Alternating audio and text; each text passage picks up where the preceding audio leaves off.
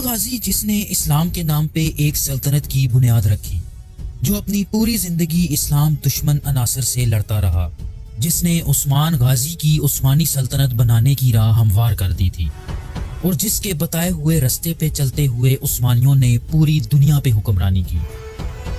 Viewers, آج ہم عثمانی سلطنت کے جد امجد ارطغرل غازی کی فیملی ٹری کی بات کریں گے۔ ارطغرل غازی کے آباء و اجداد کون تھے اور ان کا شجرہ کون سے نبی سے ملتا ہے؟ کیا ارطغرل غازی اور چنگیز خان کی پشتوں میں کوئی تعلق تھا؟ ارطغرل غازی کے کائی قبیلے کی بنیاد کب اور کس نے رکھی، اور یہ قبیلہ اسلام کیسے لایا، اور ترکوں کو ترک کیوں اور کس وجہ سے کہا جاتا ہے؟ ویورز، ترکوں کا شجرہ سمجھنے کے لیے ہمیں حضرت نوح علیہ السلام پہ جانا پڑے گا، جن کی پوری قوم اللہ کی طرف سے ایک عظیم سیلاب میں تباہ ہو چکی تھی، تو انہوں نے اپنے تینوں بیٹوں کو زمین کو آباد کرنے کے لیے مختلف جگہوں پہ بھیجا۔ حام کو افریقہ، سام کو ایران، اور یافیس کو موجودہ رشیا کے دریائے وولگا اور یاک کے کنارے بھیجا۔ حضرت یافیس کے 8 بیٹے تھے۔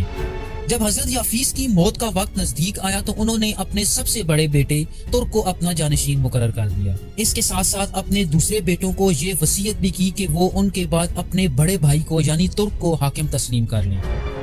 ترک قیادت سنبھالنے کے بعد اپنے لوگوں کے ساتھ موجودہ کرغیزستان کے علاقے میں آباد ہوا۔ ترک کے نام سے ہی حضرت یافیس کی تمام اولاد کا نام منسوب کر کے ترک رکھا گیا، اور پوری دنیا میں بسنے والی ترک نسل انہی کے نام سے جانی جاتی ہے، یعنی ترکوں کا شجرہ ترک سے یافیس اور پھر حضرت نوح علیہ السلام سے جا ملتا ہے۔ ترک کے 4 بیٹے تھے، اور ان کے بعد ان کا سب سے بڑا بیٹا توتک ان کا جانشین بنا۔ توتک سے 3 نسلیں آگے النجا خان آتا ہے، جس کے 2 جڑواں بیٹے منگول اور تاتار تھے، جنہوں نے اپنی باپ کی سلطنت کو 2 حصوں میں تقسیم کر لیا، جس کے بعد ترکوں کے 2 قبیلے منگول اور تاتاری وجود میں آئے۔ ویورز، ارطغرل غازی کی نسل النجا خان کے بڑے بیٹے منگول سے چلی، اسی وجہ سے کچھ مورخ چنگیز خان کو بھی ترکوں کی نسل سے ہی مانتے ہیں۔ منگول کے 4 بیٹے تھے، جن کے نام کر خان، اور خان، کارا خان اور کور خان تھا۔ ترک نسل کارا خان تک پہنچ کے اللہ اور دین کو مکمل طور پہ بھلا چکی تھی اور اسلام چھوڑ چکی تھی۔ انہی وقتوں میں کارا خان کے ہاں ایک بچہ پیدا ہوا، جس کا نام اوغوز خان رکھا گیا۔ اس بچے نے بہت چھوٹی عمر میں اپنی ماں کو اسلام لانے پہ قائل کیا، تاہم اس کی ماں اللہ کی وحدانیت پہ ایمان لے آئی۔ جوانی کی عمر تک پہنچ کے اوغوز خان نے کئی جنگیں کی، اور موجودہ دور کے سینٹرل ایشیا، مڈل ایسٹ، ترکی، منگولیا اور جنوبی رشیا کے کئی علاقے فتح کر لیے۔ اپنی زندگی کے درمیانی سالوں میں اسے 2 عورتوں سے پیار ہو گیا، اور ان دونوں عورتوں سے ہی اس نے شادی کر لی۔ اوغوز خان کی ان دونوں بیویوں سے 3 بیٹے تھے۔ پہلی بیوی اوجوکلار سے گو خان، دا خان اور دانیز خان تھے، جبکہ دوسری بیوی بوزوکلار سے گن خان، آئے خان اور یلدیز خان تھے۔ اوغوز خان کے ان 6 بیٹوں سے آگے 24 بیٹے تھے، یعنی اوغوز خان کے 24 پوتے تھے۔ اوغوز خان کے یہ 24 پوتے 24 ترکش قبیلوں کی بنیاد بنے، جو کہ ترکستان کی اوغوز یگو اسٹیٹ میں بستے تھے۔ ان 24 قبیلوں نے ایک قبائلی اتحاد بنایا ہوا تھا، اور اس اتحاد کو یہ لوگ اپنے دادا اوغوز خان کے نام سے منسوب کر کے اوغوسین یا اوغوز لار کہا کرتے تھے۔ ویورز، جیسا کہ آپ چارٹ پہ دیکھ سکتے ہیں کہ اوغوز خان کے ہر پوتے نے ایک قبیلے کی بنیاد رکھی، اور یہی 24 قبیلے مستقبل میں مختلف اسلامی ریاستوں کی بنیاد بنے، جیسا کہ کائی قبیلہ عثمانی اور کنیک قبیلہ سلجوق سلطنت کی بنیاد تھی۔ ویورز، ارطغرل غازی کا شجرہ اوغوز خان اور اس کی دوسری بیوی بوزوکلار کے سب سے بڑے بیٹے گن خان سے چلتا ہے۔ گن خان کے 4 بیٹے تھے، جن کے نام کائی خان، بایات، الکاولی اور کارا اولی تھے۔ کائی خان نے کائی قبیلے کی بنیاد رکھی تھی، اور یوں کائی قبیلے کا شجرہ گن خان کے سب سے بڑے بیٹے کائی خان سے جا ملتا ہے۔ کائی قبیلہ طاقت کے لحاظ سے ان 24 قبیلوں میں دوسرے نمبر پہ تھا۔ کائی لفظ کا مطلب طاقت اور ہمت کے ہیں۔ اس قبیلے کا نشان 2 تیر اور ان کے درمیان ایک کمان پر مشتمل تھا۔ گن خان کے بعد کائی خان کو یگو اسٹیٹ کا بادشاہ منتخب کیا گیا، جس نے تقریباً 50 سال تک حکمرانی کی اور 90 سال کی عمر میں وفات پائی۔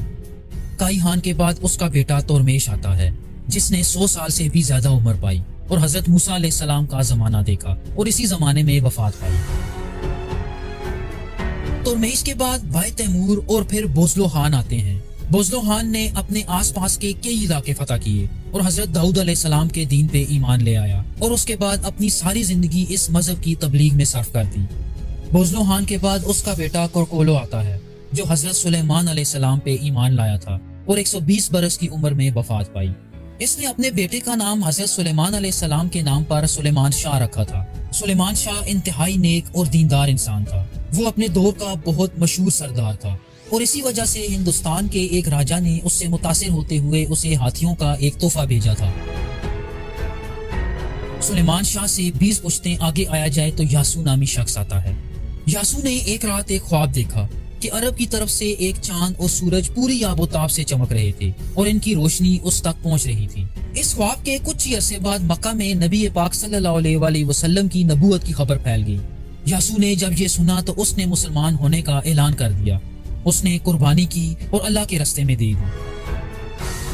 اس کی وفات کے بعد کارا خان نے اپنے والد کی جگہ سنبھالی۔ کارا خان کے بعد اس کا بیٹا توروق تخت نشین ہوا۔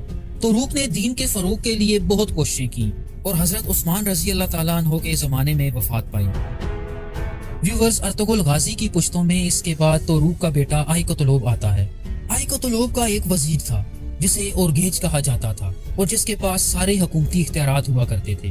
یہ وہی دور تھا جب حضرت عثمان غنی رضی اللہ تعالیٰ عنہ کی شہادت ہوئی۔ حضرت عثمان کی شہادت کے بعد جب حضرت علی خلیفہ بنے تو آئی قطلوب نے اورگیج کو ان کے پاس بھیجا اور ان سے بیعت کر لی۔ آئی قطلوب 20 سال تک حکمرانی کرنے کے بعد بنو امیہ کے دور میں وفات پا گیا۔ آئی قطلوب کے بعد اس کا بیٹا چمندار آتا ہے جس نے حضرت عمر بن عبدالعزیز کے زمانے میں ترکوں پہ حکومت کی۔ اس کے بعد یسار اور پھر اس کا بیٹا توق تیمور آتا ہے جس نے مامون الرشید کا زمانہ پایا اور تقریباً 56 سال تک ترکوں پہ حکومت کی۔ توق تیمور کے بعد اس کا بیٹا سنگور آتا ہے جس نے قریباً 30 سال تک ترکوں پہ حکومت کی۔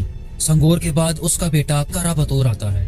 کارا بطور کا ایک بیٹا پیدا ہوا جس کا نام سلجوق کے پوتے کے نام پہ تغرل رکھا گیا، جو کہ اپنی جوانی میں سلجوق سلطنت میں اہم عہدوں پہ فائز رہا۔ سلجوق سلطان تغرل بیگ کی طرف سے عباسی سلطنت میں سفیر کے طور پہ بھی کام کرتا رہا۔ اس کے ساتھ ساتھ تغرل بیگ نے اسے مرو شہر کے قریب ایک چھوٹے سے علاقے مہان کا حکمران بنا دیا، جو اپنے قبیلے سمیت وہاں آباد ہوا اور مہان کے شہر میں ہی وفات پائی۔ تغرل کے بعد اس کا بیٹا تیمور آتا ہے جو کہ خوارزمی سلطنت میں سفیر کے طور پہ خدمات دیتا رہا۔ اپنی آخری عمر میں مہان آیا اور اسی شہر میں وفات پا گیا۔ تیمور کے بعد اس کا بیٹا کیزل بگا آتا ہے جو کہ مرو میں پیدا ہوا اور جوان ہونے پہ موجودہ ایران کے علاقے ہمدان میں سلجوقی دربار سے وابستہ رہا اور جہاں سے سلطان کے فرمان پر مرو کا حاکم بنا دیا گیا۔ کیزل بگا کے بعد اس کا جانثار کایا الب بنا، جس کا مطلب ہے ایک بہادر چٹان۔ کایا الب ارطغرل غازی کا دادا تھا۔ عثمانی روایات کے مطابق ارطغرل غازی کے والد کو لے کے کافی اختلاف پایا جاتا ہے۔ کچھ مورخ سلیمان شاہ کو اور کچھ قندوز الب کو ارطغرل غازی کا والد مانتے ہیں، لیکن زیادہ سورسز میں سلیمان شاہ کا نام ہی آتا ہے۔ سلیمان شاہ نے سن 1214 میں کائی قبیلے کی قیادت سنبھالی اور منگولوں کی تباہ کاریوں سے بچنے کے لیے کائی قبیلے کے لوگ سلیمان شاہ کی قیادت میں مختلف مقامات پہ ہجرت کرتے رہے۔ سن 1236 میں سلیمان شاہ کا انتقال ہو گیا۔ سلیمان شاہ کے بعد ارطغرل غازی نے ان کی جگہ سنبھال لی۔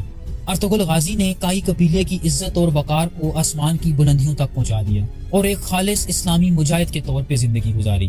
ارطغرل غازی کی بیوی حلیمہ خاتون تھی اور ان سے ارطغرل غازی کے 3 بیٹے تھے جن کے نام عثمان غازی، سوسی بے اور گندوز الب تھا۔ ارطغرل غازی نے اپنی زندگی میں ایک عظیم اسلامی سلطنت بنانے کی راہ ہموار کر دی تھی۔